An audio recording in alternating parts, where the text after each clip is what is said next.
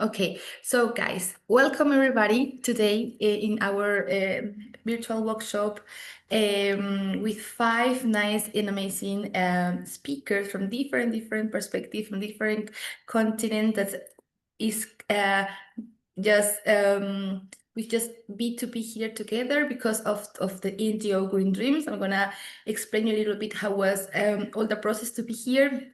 And today we're going to show you a little bit about these untold stories of these local changes in their own countries. And they're going to share with you their perspectives, their wait a second, Ima, this just yes. And yes, they're gonna explain you a little bit about their context in their countries and also continents. And yes, I'm going to show you a little bit how to get funding for what really works, right? So let's do that today, and we can already start with the welcome again. So thank you very much for coming and taking your time in this morning. I am Barbara Beltran. Okay, I see more people joining. So welcome everybody. I am Barbara Beltran. I am the CEO of the NGO Green Dreams. I'm gonna explain a little bit who we are later, but that's all now from my side. And now, please, Pierre, if you can introduce yourself. Hi everyone, my name is Pierre. I am half French, half Chilean, and I'm also the community manager of Green Dreams. So we work alongside Barbara for the NGO. That's great. Yes, our dear Pierre from Green Dreams. And now we have also our five beloved speakers. So I will let them introduce themselves. Thank you for the opportunity, Barbara. My name is Annette Kimani. I am based in Nairobi, Kenya. I am 26 years old, and I work for Sustainable Development Solutions Network as the communications officer. I'm really happy to be here and happy to hear from you and also to share some insights on funding. I'll pass to Erica. Hello, everybody. My name is Erika Palacios. I am from Bolivia, from La Paz City, but now I live in Santa Cruz de la Sierra. I am a social worker and I am member of the writers and reduction group of Green Dreams. Thank you. I will pass to Charles, please. Hi. Good morning, good afternoon, and good evening to wherever you are. Especially to our friends underground in Sevilla. Please, my name is Charles. You can call me Charles.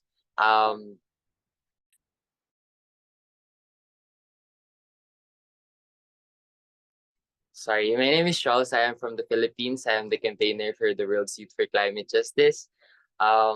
I am also part of various organizations in the Philippines working mainly on our island communities and sustainable development. And I'm so excited to share with you some insights on funding and our stories here in the Philippines. It's nice to meet everyone.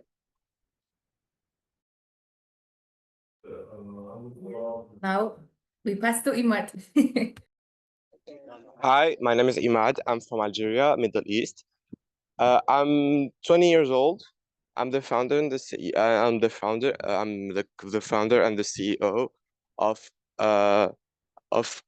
youth for of YGF an NGO where I'm working actually to improve youth and education through Middle East. And I'm happy to have you all and to talk about financing and issues about financing and the solutions. Thank you. Hello, everyone. Thank you very much for everyone being here. So my name is Alexandros Karadzias Markou. I'm a Greek. You can call me Alex, and I'm very honored to be here. I came from a background of business, economics, and also consulting. And currently, I serve as account manager in Eurobank and part-time as a research fellow.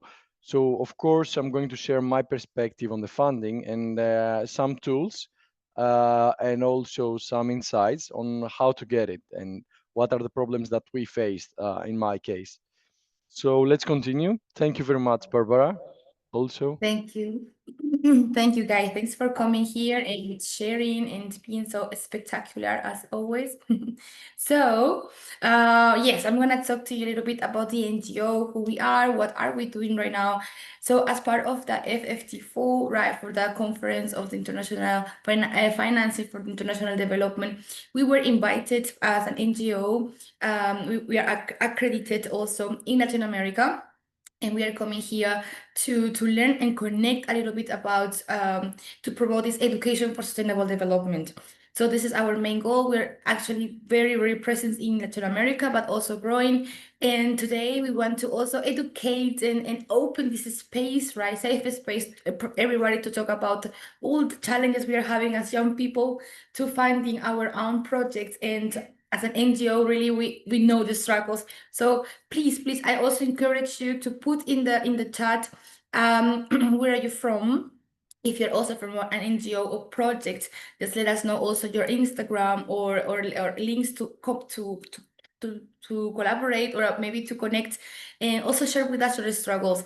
And yes, this is a safe space, and let's see how later we can also find the best ways to improve these issues, right? So for the financing part. But first, we have to introduce the first part, and this one is really nice, okay? The 5 speakers are going to give you like around 5 minutes introduction of their problematic and challenges they are facing in their countries.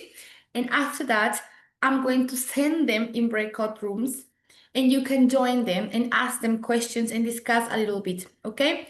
In case if we are still a little bit low in the number, maybe I can send you to all of them so you can get input from all of them as well. So let me think about it. But first, we are continuing with our dear Annette, who is going to talk about Africa in these problems. So Annette, the stage is yours.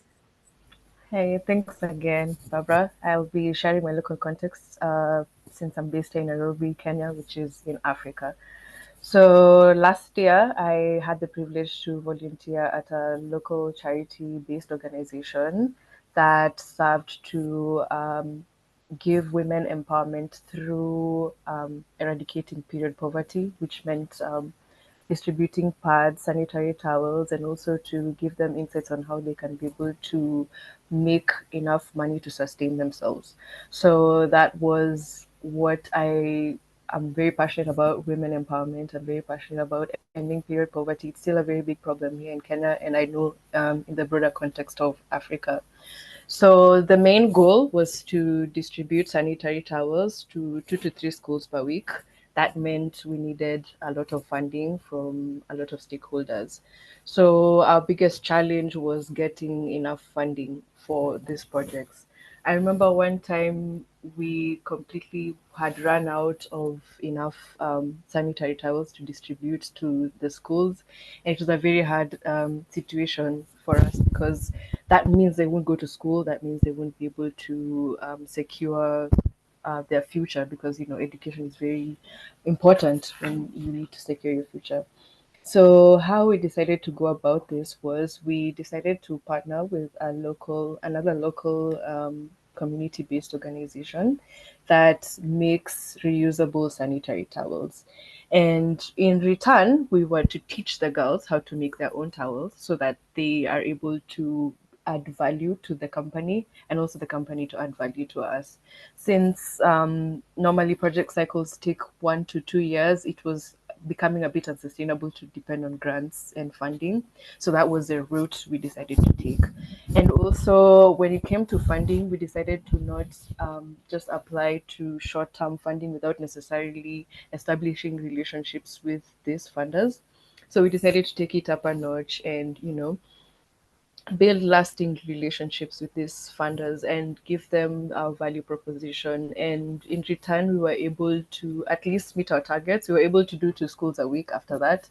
And it served as a challenge and as a reminder that we can always sustain ourselves if we just become creative around it. So I'm really eager to hear the other stories and to also see how we can be able to integrate learnings from each other's experiences.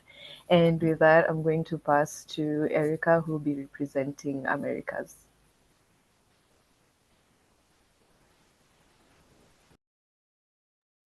Thank you, Annette. Well, I will try to talk about my experience as a volunteer in a big organization, an international organization who works with young people and children, women.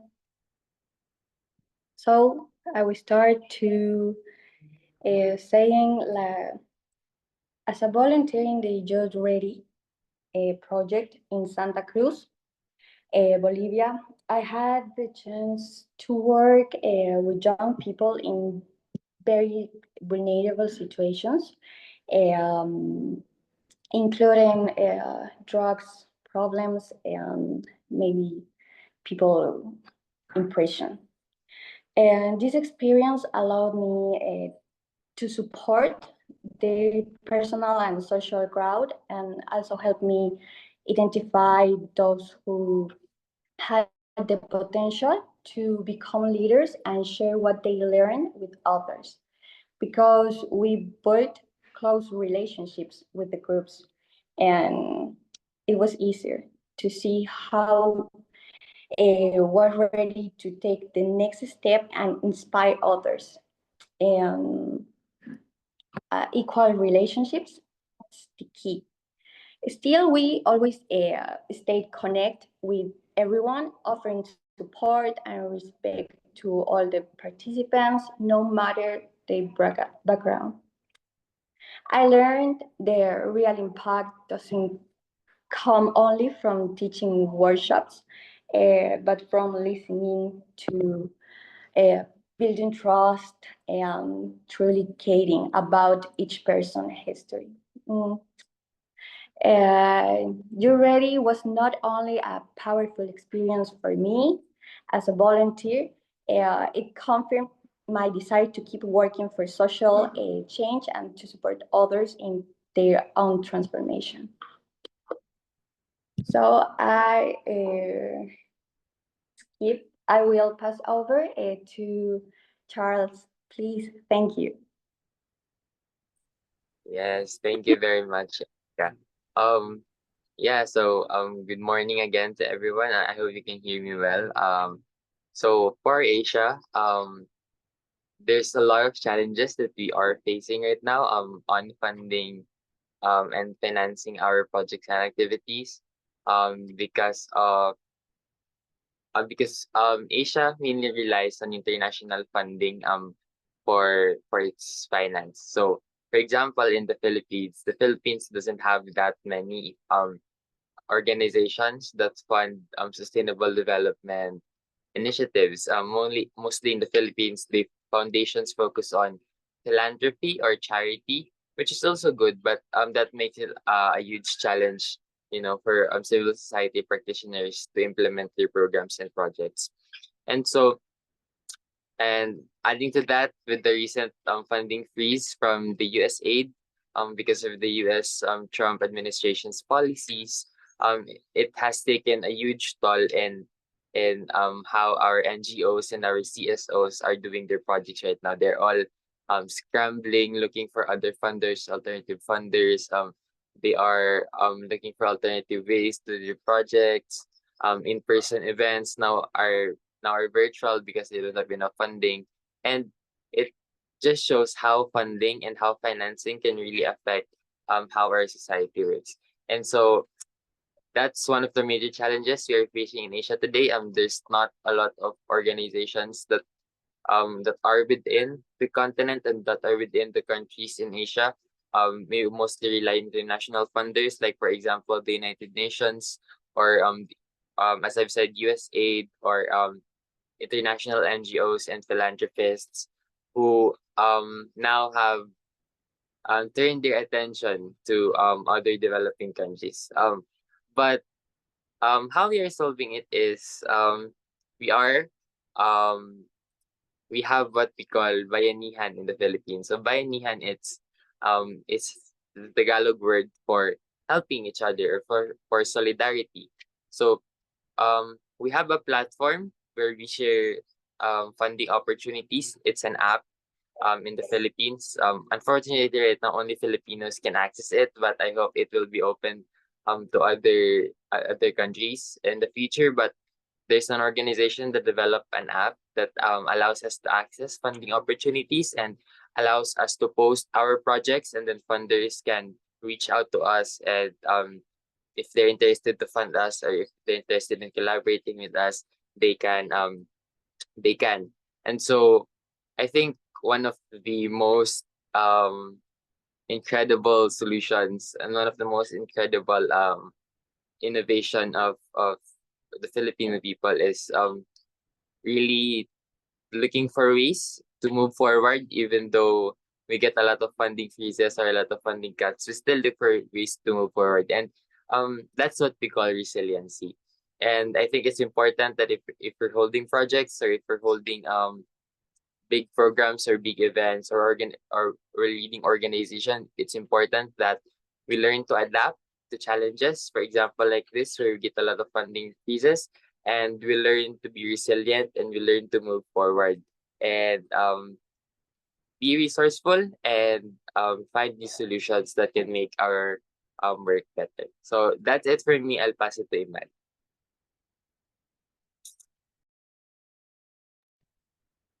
I'm a little bit sorry due to technical problems with the accreditation. I will have to pass it to Alex before, and then I will come back to me. Thank you for comprehension, please.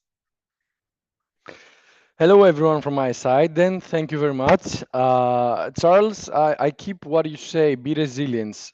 So, in my case, what I did, I will need to go back to the 2 slides before that, actually, to the perfect. So, what I did actually through the One Planet Fellowship, I was placed in Kenya.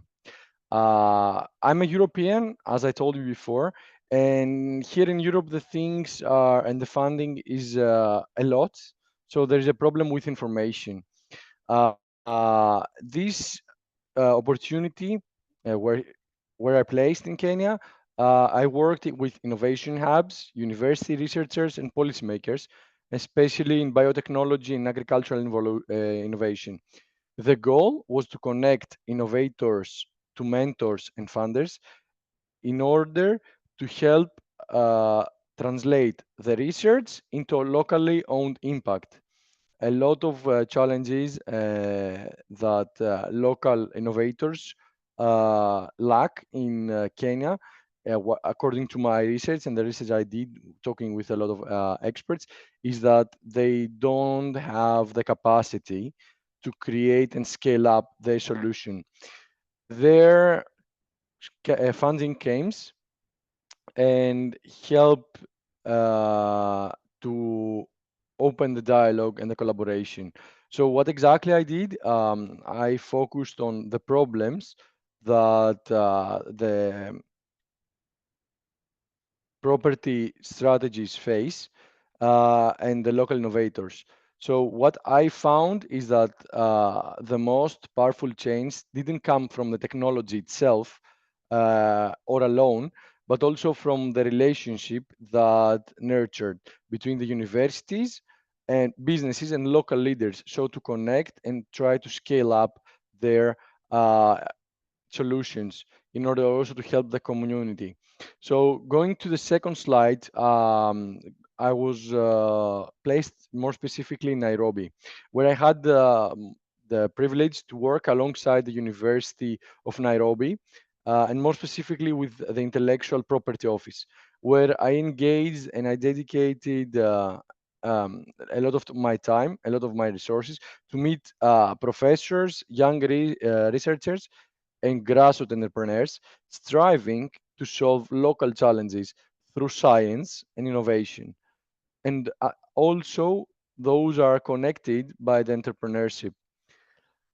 Thanks to the funding of the European institution, including the support from the European Union, we were able to channel the resources and actually connect local entrepreneurs in order to create African-led solutions rather than importing and imposing external ones.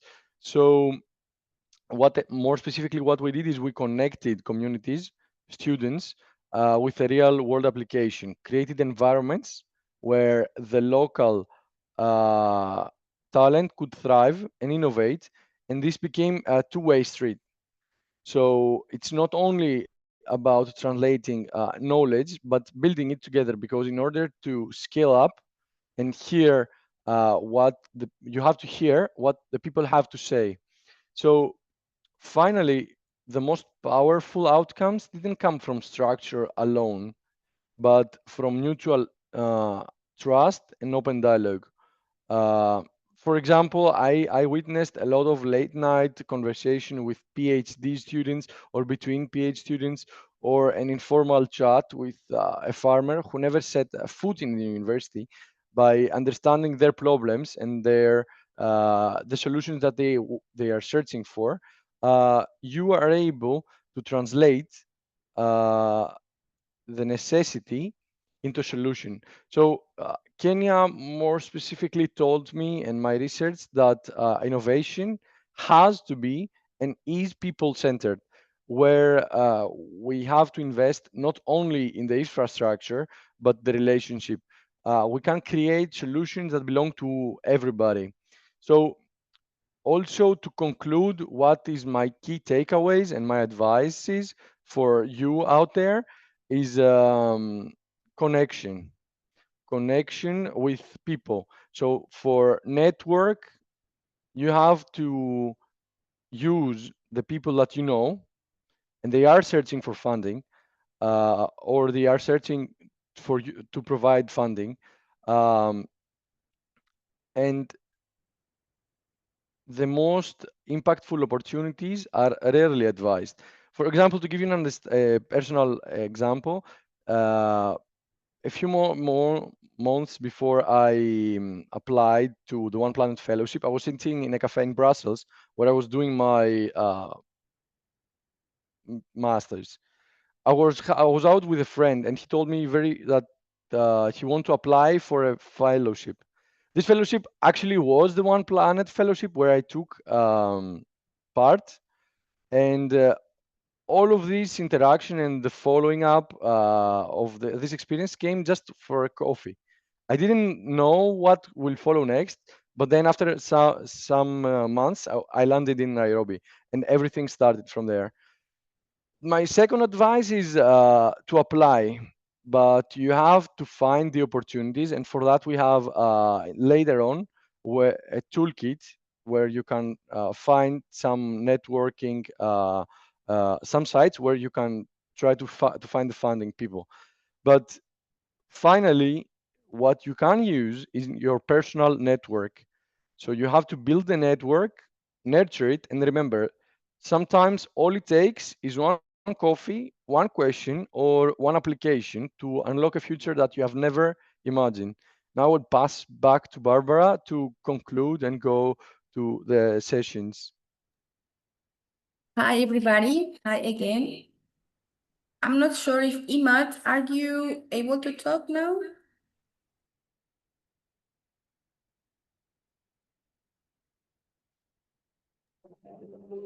I will pass it to the next one, please.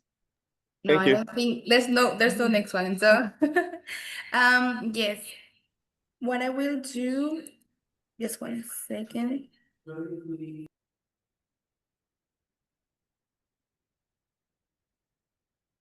Okay, thank you.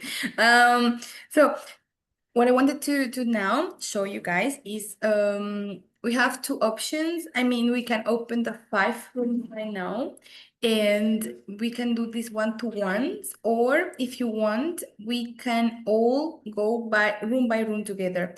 So I think it will make more sense if we do the second option. So just bear with me just one second.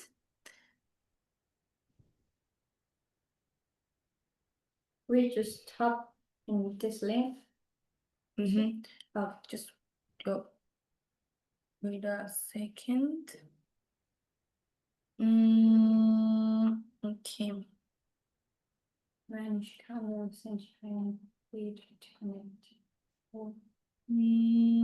Okay.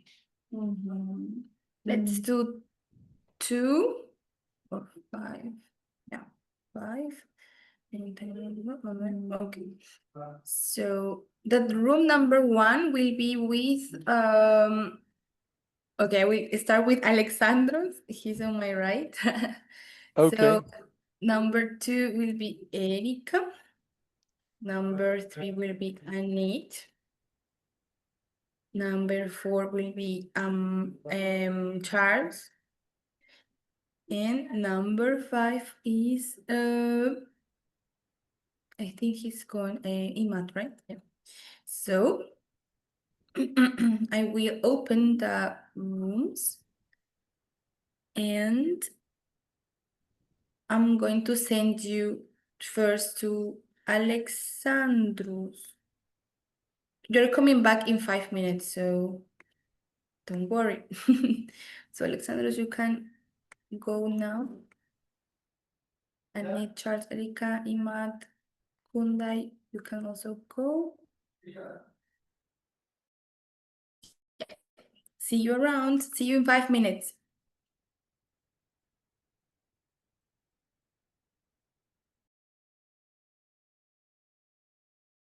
The question I'm always having towards financing for youth development. So if I can give you my input, and then I will also ask for the input of Barbara. My input on that is that it's not about having something after that, because we as a human beings, it might be very generic, but it's again connected to what I said earlier. It's upon us to create the impact that we want, meaning that we are from across the world. A lot of opportunities and a lot of projects that I came started from this kind of conversation. Hearing your problems might trigger a connection that will go on, and we can create something new. But having these spaces, it's really important, because I have never heard the kind of problems that you are expressing now. So, but I believe that it's upon us, it's to take the ownership and use the resources that is given to you to create this capacity that you are discussing, the next step, because there are a lot of opportunities, but you need to figure out and, of course, apply for them. If Barbara has anything more to add on that, I will be more than welcome. Yes, sure.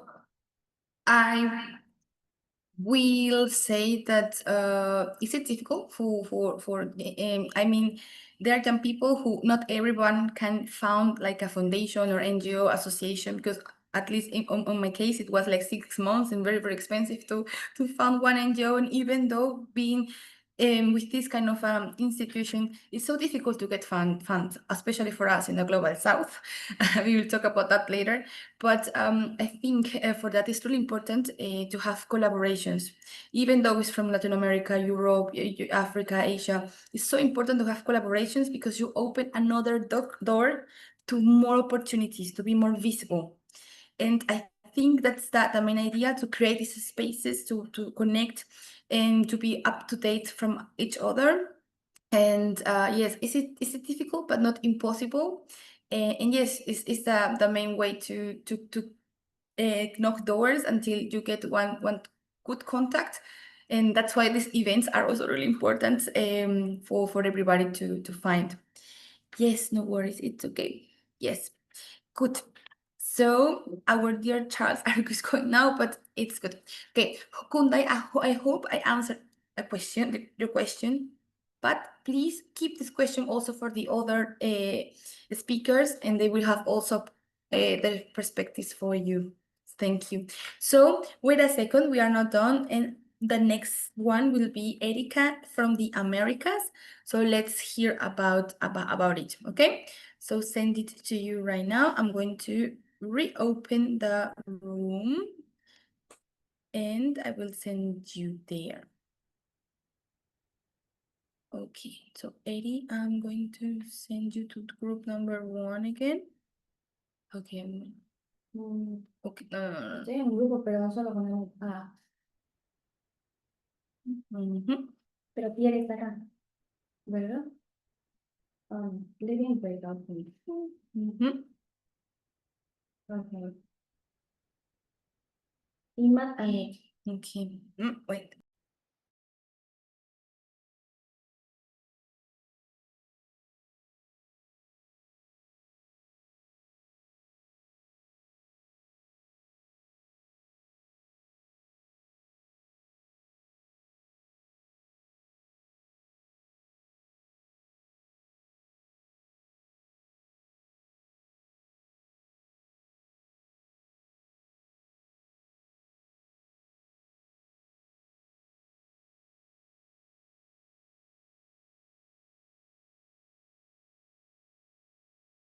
Start recording. So thank you. Welcome back. I'm not sure if we already are all in the room.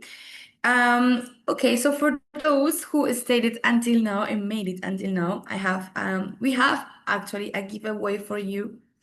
Some tips actually to how to get some funding, and I think it's really related to the question of the participant of the room. Sorry, I forgot the name, but yes, I think you can see my screen now. Yes. Alexander want to say yes, Barbara. Thank you.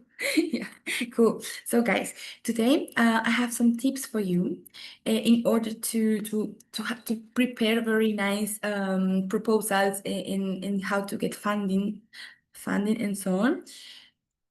I have like a very funny story. My first funding that I got, it was around $8,000 to do an event in Peru, and it was really for me crazy to receive so much money. And yes, actually, I can give you a little bit of my specific tips. For example, you need to really read all the problematics that the founders they want to solve. You need to read and analyze actually to align to their specific needs. So actually, the most specific and local you work, they are going to be really grateful for this local impact actually. So the numbers matter, and you need to really try to be very specific and local in your impact. Also, another thing, also I was listening to Imad, what he was saying about the trust. So founders really want to trust in your project, otherwise they will never give you the money. So even if it's small things that you're going to win, like you are really impacting 50 people, 100 people, young people from the local places, they really want to know what are actually the success stories, the testimonials you can get from that in the pictures. Okay, so everything that you can document for them, it's really appreciated for these kind of companies or even the government. Also, the founders want to see the future in what you are doing. So it's not only I'm going to go do a speech or do a workshop and that's it, but you can also always talk about a 3, 4, or 6 month like a follow-up project with them and how the impact is going to last for a while. Actually, they will love to come back and say, I don't know, I impacted a group of children, and in 6 months they were able to refer to I don't know, to refer it to, how to say this, to do a change in the community. For example, planting trees or something like that, right? Like pictures, the before and the after. This is really important. Also, the credibility. As I told you, please try to join a group, organization, found your own organization if you have the means and the money and the mentors and the contacts. But otherwise, you can also enter to an NGO, enter to a project. Accredited NGO will be much, much better for you. For example, these opportunities also with these guys to come to Spain and participate and connect here with presidents and ministers, right? So it's really important. And I think Annette was talking about social media. When I go to different schools and I talk to the young people, they tell me like, but how can we change something until 2030, right? It's like it's not possible. I'm a young person. I don't have money. I don't know. So the thing is really important. Really important. Social media is your tool. With social media, you can connect to the whole world. Also, I can encourage you to learn English because English is really important to connect with all the continents. Even if your English is basic, please always practice and connect with people from other continents to practice your English. And yes, social media is the key. Okay. And last but not least, it will be, as I said, choose good your founders. I mean, you cannot get money from Amazon because, Amazon or Shell is they're going to go against our old ethical principles. But if you get money from really founders that you like from your country, community, please try to fit to their priorities. Try to enter to this world and say, yes, I can do the best from my side. I have the power of my community. You have the power of the money. So let's work together, right? But also set your grounds, set your principles. They need to respect who you are and what are you looking for in your sustainable principles. That's the main thing. Companies, they need us. So please don't forget, companies need young people. And that's why we are here, okay?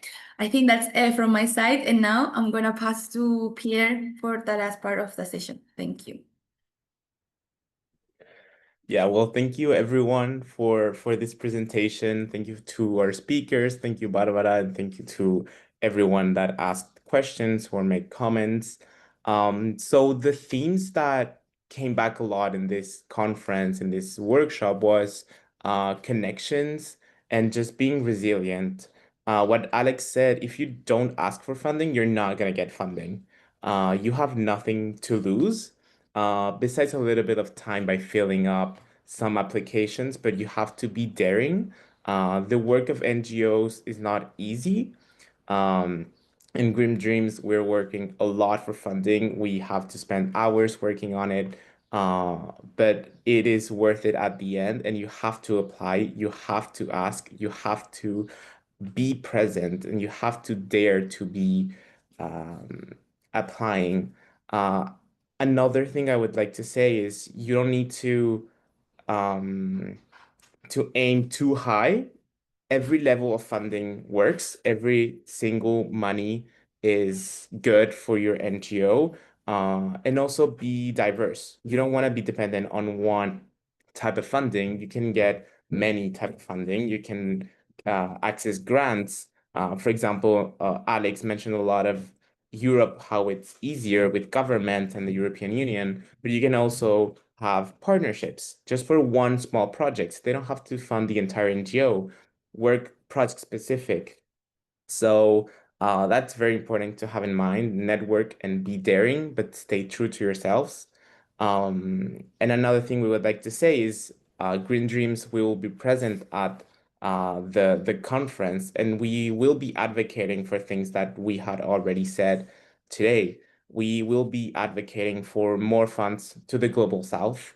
We will be advocating for more accessibility. What Annette mentioned in Kenya, in Africa, we have to not only have them be responsible for accessing funding, but we or the funders should go to Kenya, should go to these countries and look for marginalized communities that need it the most as well. It's a two-way thing, and we will be advocating for that. We will be advocating, of course, for more funds for climate action and education, because they are the two principles that we are aligned with. But yeah, I don't know if anyone has any last comments, but we should start wrapping up the session after this.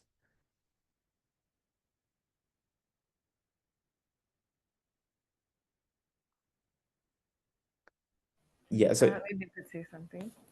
go ahead. Since the main pain point was like what's next after this, I think something that works for me is since now I'm not officially a member of Green Dreams, but if like they have a newsletter, maybe I could read their newsletter, maybe I could subscribe to any communities they're in. And that's how you build community really. It's more so not waiting for it to come, but you're going to look for it. So I think like a call to action for us is also to, you know, join any conversations Green Dreams is a part of, like since they advocate for climate education. Are there any events that they go to? How can we support one another? Because I believe this is a very good way to collaborate because, you know, majority of these issues are faced in the global south. So it would be good to like know about other organizations based in the global south. And like for me personally, I'm now very interested in what Green Dreams does. I'm now very keen on seeing what they advocate for, and also to provide any, you know, capacity in my what I can do. So I think a big call to action for us, even as individuals, is to look for this community. Now that we are here, we've made the first step where we are, and now from there moving forward, let's also be active. In as much as we want to gain something, let's also contribute something. Yeah. Thank you, and for your words. And I would also like to say that at Green Dreams, we are not only doing advocacy, not only creating material for beneficiaries, but we're also, I want to say, an NGOs for NGOs. We have a leadership program. We have many workshops to how to get started, how to be a leader. We don't want the recognition ourselves. We don't want to be the sole NGO working in this. It's about relationships, it's about collaboration, and we are sharing our expertise where we have it. There are many NGOs that are probably also helping other NGOs to fill applications, to how to sell your project. Look for those capacity building initiatives, look for those resources that are available to help other NGOs. We have some at Green Dreams. We are planning to do more. But yeah, look for help. It's okay to ask for help, and it's actually recommended. There are NGOs that have way more experience, and they're keen to help other NGOs get their funding or their other things that they need. So yeah, look for help. Maybe I can add something very quick. Yes, guys, actually, we have a project. Unfortunately, I say unfortunately because I know all of you speak English, but we have a project that we help other baby projects, so to say, to get funding, and we prepare them for 10 weeks with mentors in universities, professors, and so on. So this project was actually really, really a good initiative in Peru. So now we are replicating it to Colombia. So let's see, maybe in the next years we can also open it to the whole world and do it in English. So yes, let's see how it works. And also I wrote something in the chat that thanks for coming and also for your participation. I'm going to try to do like a follow-up newsletter. Now in this time we can do it in English, and yes, like with a presentation from today, the main points, and also like a list of funding opportunities from each continent. I think all of the speakers also prepared that before, and yes, I mean that's all from my side. Sorry. Thank you one more time, Barbara, for everything. Thank you, guys. Thank you, really.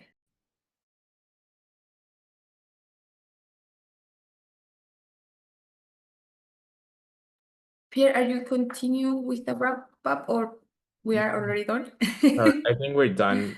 We have only 2 minutes left. So Okay. I think we should go ahead and close the session. If anyone has any questions, it's the time, but if not, we're gonna let you go. Yes. Yes. A quick last slide is just you can also go to our website. We put everything there, every link, every video we do. It's in Spanish, but when you can translate it, I think it's not so difficult. We are trying to do bilingual website from September. That's it. And please join us on the in Instagram. If you have any questions, just let us know. And we are really open to opportunities and open to collaborate. That's the main thing. Great. So thank you very much.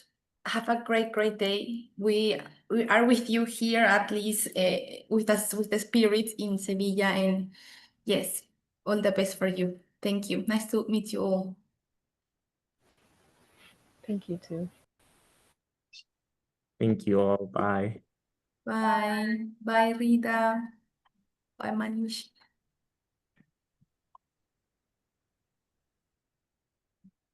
Oh, por Dios. O sea, tierno. Bye bye.